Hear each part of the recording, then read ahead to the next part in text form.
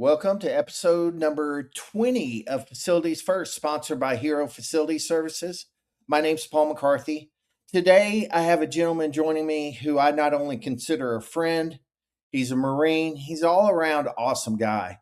I'd like to welcome Dane Prevatt, with the Senior Facilities Manager at Dutch Bros Coffee. Dane, welcome aboard, brother. Thank you, man. Good to see you. How are you? Finally got you on. So now we're going to have some fun with you. There you go.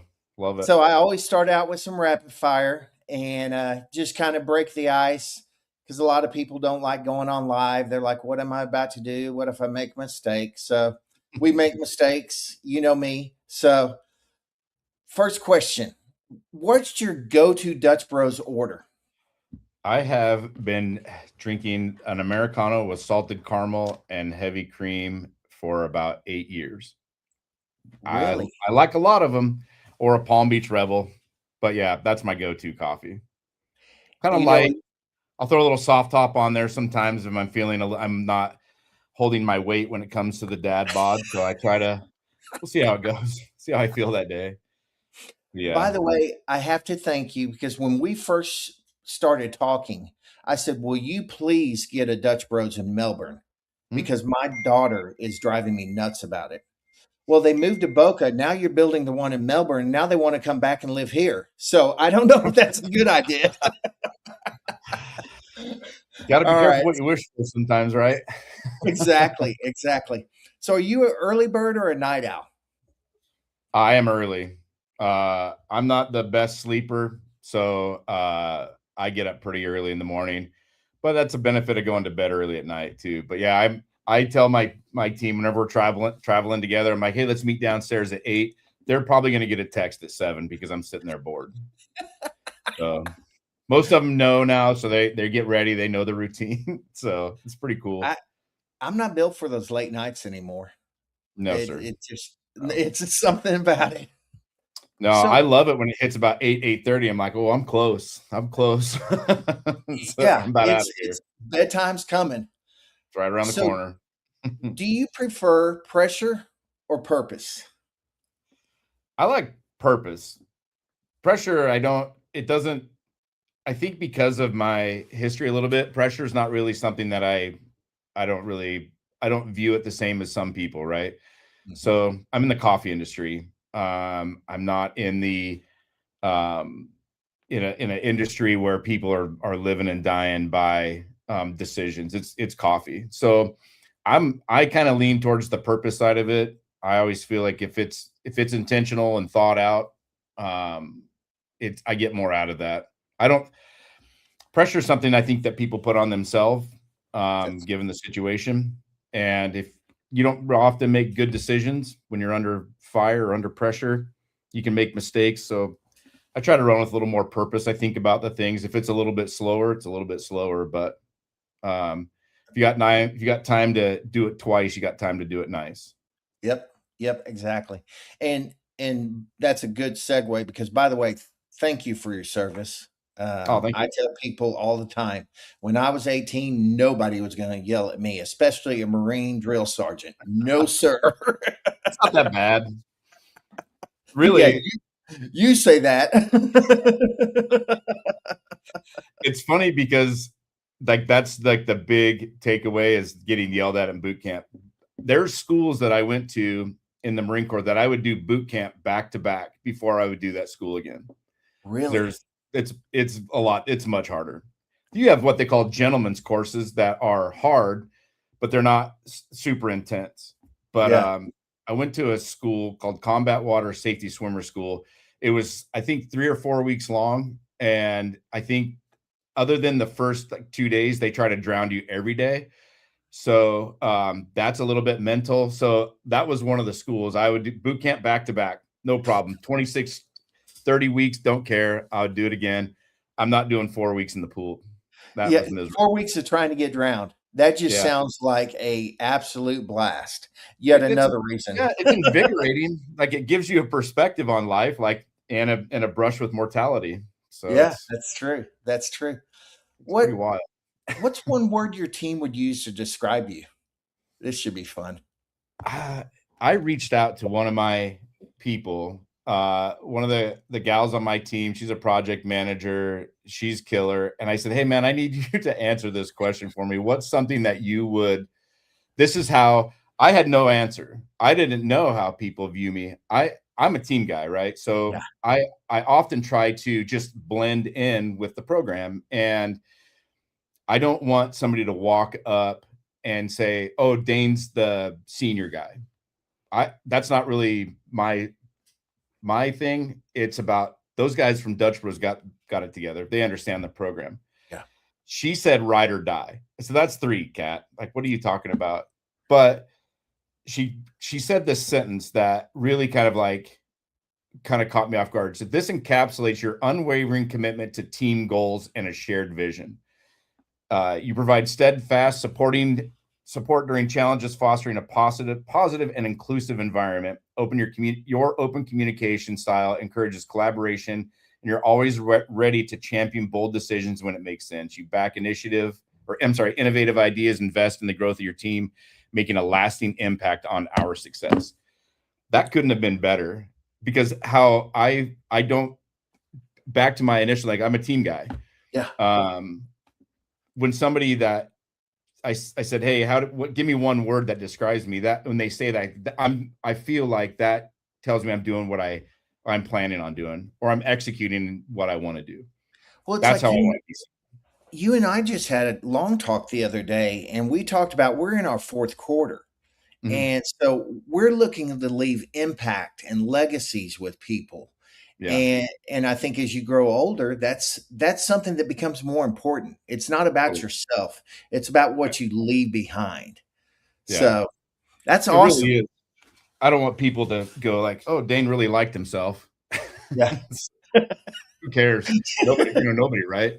That was like pretty impactful, that like I somebody that's a high level, high performer thinks that I'm building the rest of this group, or I'm helping impact their success. And And that's that's ultimately what a leader or somebody in leadership should look out for. It's not about me, it's about everybody around you. that's awesome. That's awesome. So you segued into leadership. What's the best leadership lesson you learned the hard way?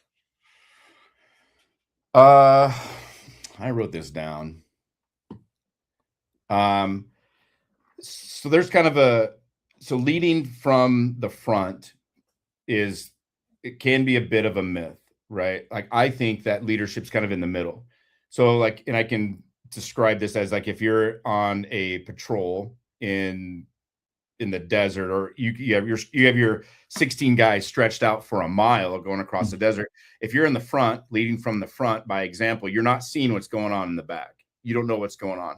So as I equate to this, if I'm in the middle, I can see and guide the front. I can set examples. I can direct and steer the boat a little bit, if you will, as a leadership style. But also I can see the back. I can see what worked and what didn't work. If I'm always doing everything, or if I'm always trying to lead from the front and set an example, I don't know if it's working.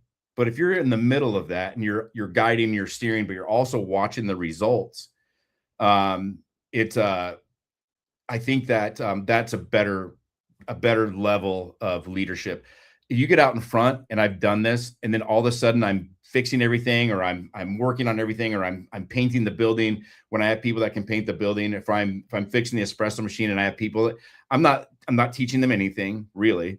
I'm not doing anything that's beneficial other than for myself. So don't do everything. Don't put yourself in a situation where you're not really leading, you're not fostering that. So that can be a mistake. Then all of a sudden you have five people standing around like, I don't know how to do anything. You just did everything. Yep. I didn't Yep. learn anything from you. And I know a lot of people when they talk about leaders, I've always had a saying that a leader will water you and help you grow, where a Mhm. boss will stunt your growth. Because True. there are two different things. And we've all dealt with great leaders, we've dealt with bosses. And I think one of the things that I notice out of you is your selfless leadership. And that's a word that's thrown around a lot, but very few truly have selfless. In our Mhm. conversation the other day, it really just reiterated the fact of how selfless you are because it's about the team. Yeah. And kudos to you for that.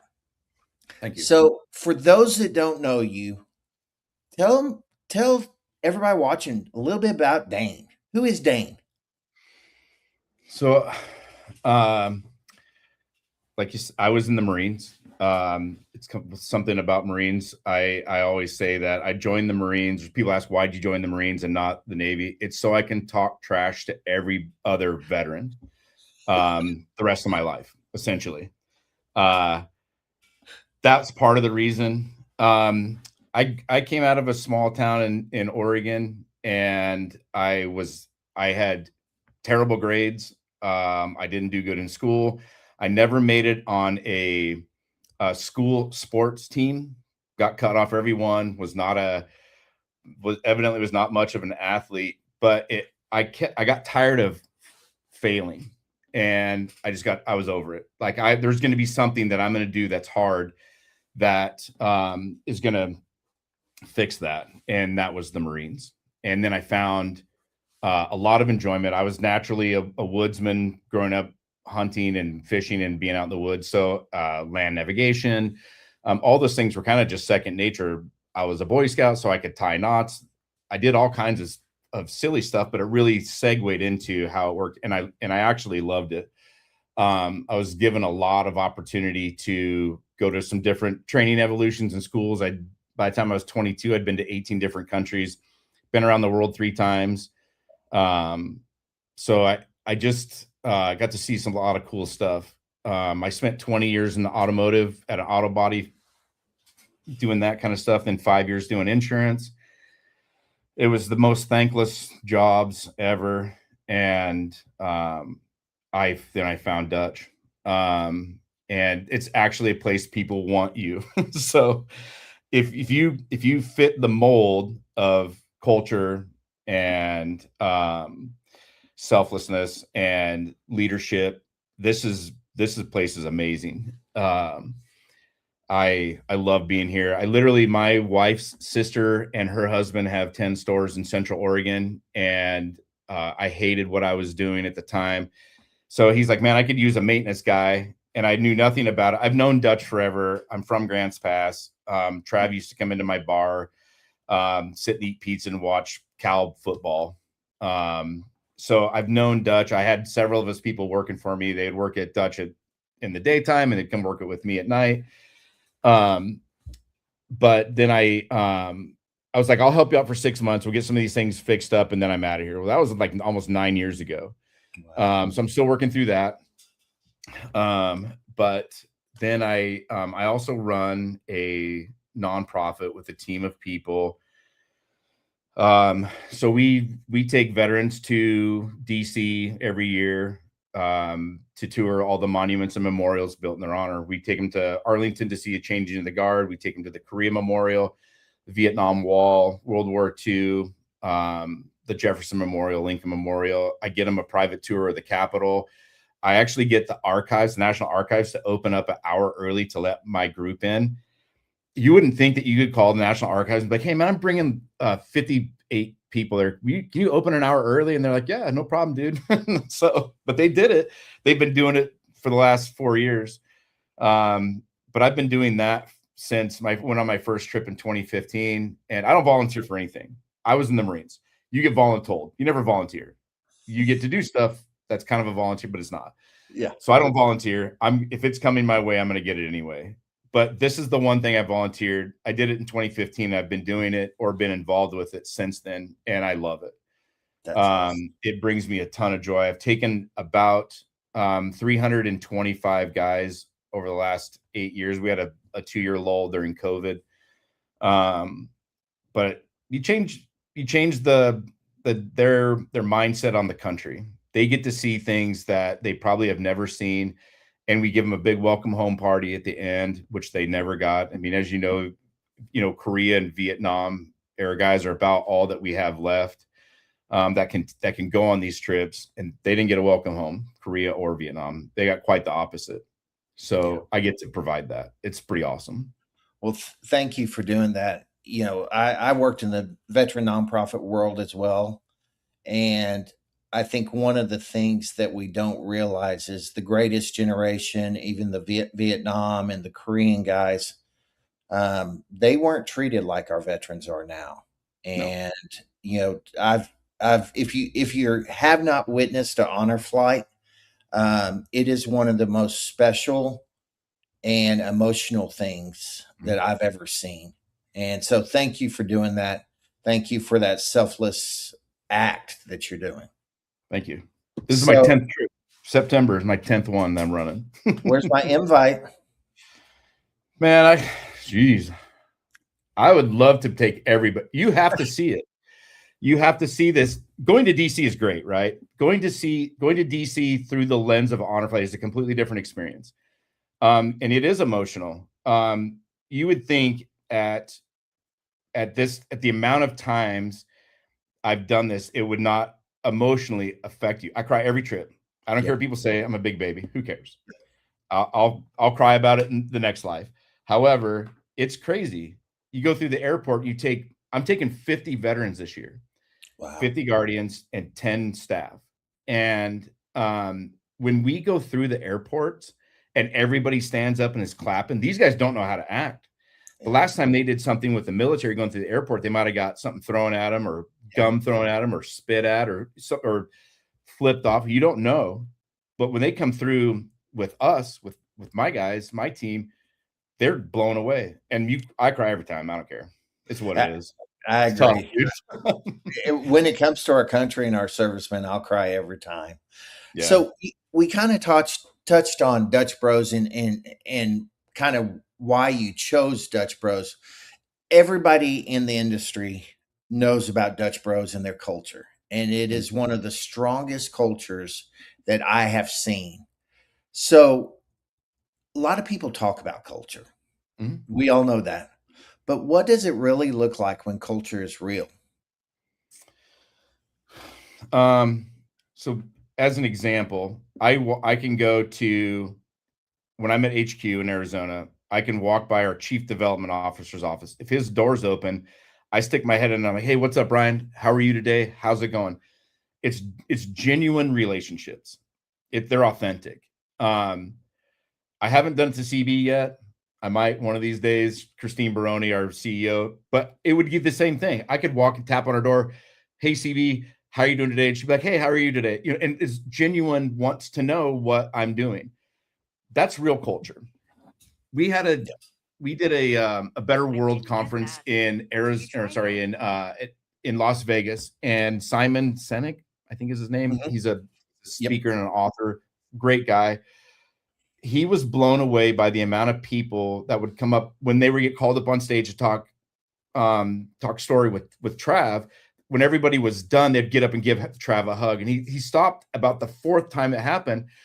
And they were like, "I've never been to a speaking event where the random employee would get up and hug the CEO or the president or the founder of the company." And it's genuine. Like, you give them a hug back, dude. And he's like, "Yeah, that's culture. It's genuine and authentic from the top down. If it's fake, you can sniff it out a mile away." People, I would say, of our vintage, you can buy like there can be some false motivations, right? You can tell people, love on your crews and your customers, and sometimes it can be a little disingenuous, right? That's squished out pretty quick at Dutch, because everybody knows when it's fake. But from the top down, it's still the same. Same way Trav was. Kudos to y'all. I mean, because you see it with the Dutch Bros teams when they're around. It's a family, and We're all friends. We hang out families, afterwards. yeah, family's overused a lot because people are like, "Oh, everybody uses it," but it truly is a family at Dutch Bros. So kudos to you guys, Yeah. and it kind of goes into the next question. I'm just going to skip that because I know that with Dutch Bros, people aren't a number; they're a person. Yeah. And I asked that, but we've already talked about that. Let's get into the fun part about your vendor partners, Yeah. those awesome people that you get to talk to. So, That's what culture role too, do? right? Yeah, exactly. It's What it's role a do fit. vendor partners? play in helping you and your team stay strong? It's a fit. Like when I interview RFMs, I'm like, I don't want to talk about your resume. I want to talk about you. I have asked some of um, our new hires, at what temperature do you take off brisket? Just to kind of understand, like this is a human piece. And I've had HR guys like, why did you ask that? I'm like, because I know they can do the job. They've been doing this for 30 years. Are they going to fit? Mm. Um, we do the same thing with our vendor partners, right? So when we're talking to them, like, this is a rave. You're going to go into the music's loud. You're going to have a bunch of young people dancing around, singing, making coffee, shotgunning rebels, doing shotgunning espresso shots. It's going to be a little mayhem. If that culture is not your fit, then just tell me now. Either Yeah. you can do it after hours, or we'll just work through other people. So when we interview or we bring on vendor partners, it's kind of the same thing. I vibe check. It's everybody, like, people can fix stuff. People, they have these great relationships in the field. They have, good technicians. Everybody does, right? But if you're not a fit, if you're going to come in and you're going to send the grumpy old guy in to, clear the drains because somebody dropped their car keys in it, and he's going to yell at my crew, it doesn't work. Yeah. So the culture translates really, really seamlessly to the vendor partnerships. And we just ask them to, like, understand what you're getting into. This is different than if you go into do HVAC work at the library. A little different. Yeah. I tell people because Dutch Bros is new to Florida and coming from Texas, that, y'all had penetrated that market. But they say, what is Dutch Bros like? And I call it the Disney World of coffee and juices, because your team really are entertainers. I Yeah. mean, they are great at it. So It's an let me experience, see if right? You can yeah, get a good cup of coffee. I think we have a good product, and also we give a little bit of love. yeah, Care the exactly. window. And everybody needs a little bit, right? Everybody needs a little bit.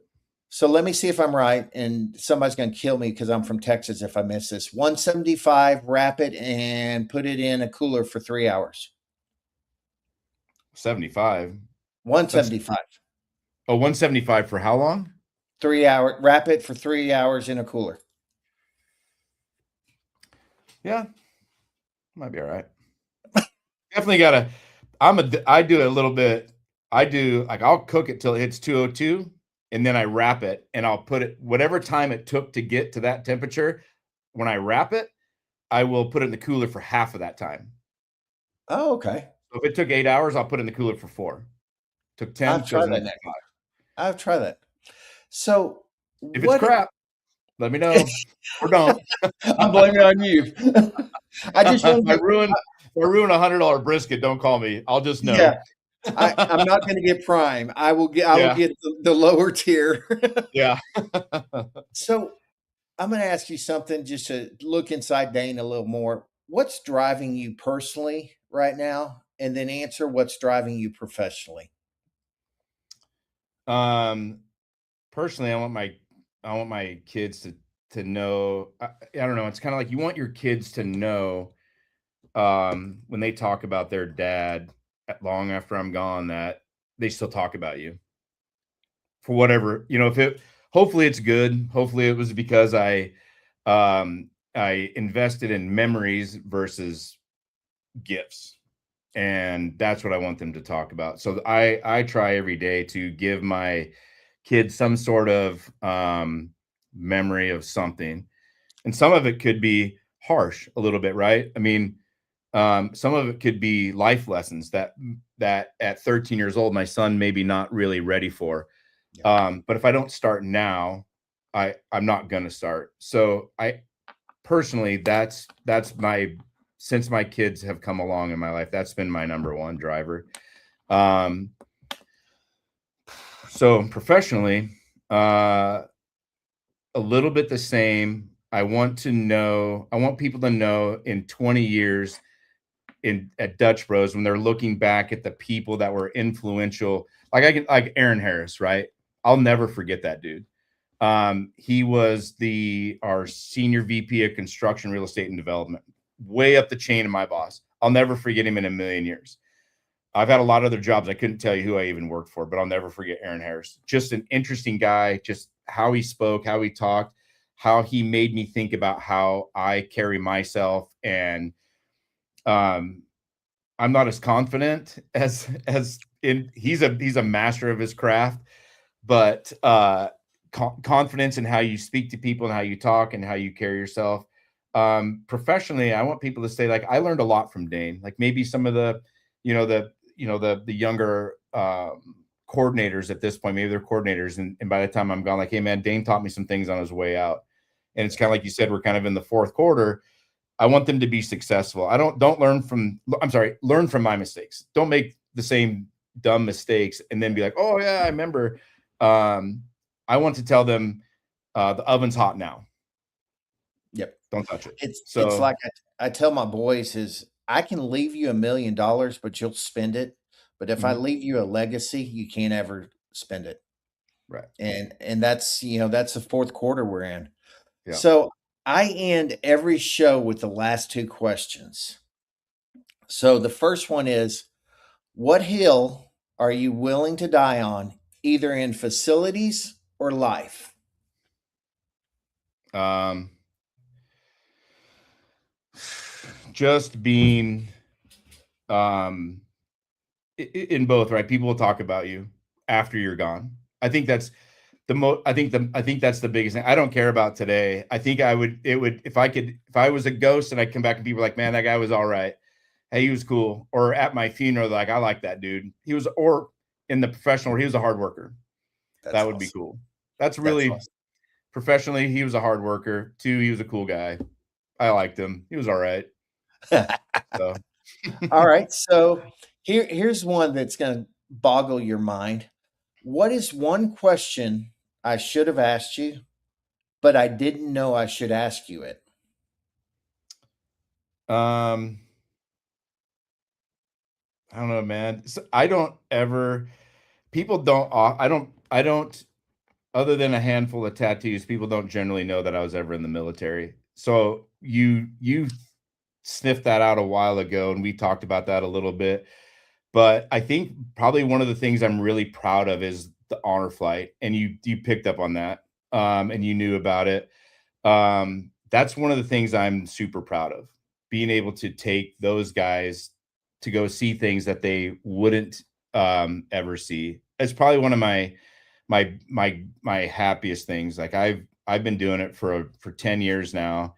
This is my 10th trip or ninth trip. That's just one of the biggest things that I love. But I don't know. I mean, you kind of asked me all the things that are important to me. We talked Yeah. about our leaving a bit of a legacy, leaving some memories. The veteran community you're involved in, it's a big deal. But like probably one of my favorite things, but you got it, was the honor flight stuff. It's pretty cool. Dude, that's awesome. And I have to I say appreciate I appreciate you asking about it because I don't. It's not something I'm like, oh hey, and also I do this. yeah, well, and here's the thing is we're all people, right? Mhm. And a lot of people see us in our roles at work, but they don't get to know who we are. Yeah, And when you get to know who a person is, it helps. And yeah, I just want to thank you personally for A, taking the time out of your day, but B, for being a friend of mine. And yeah.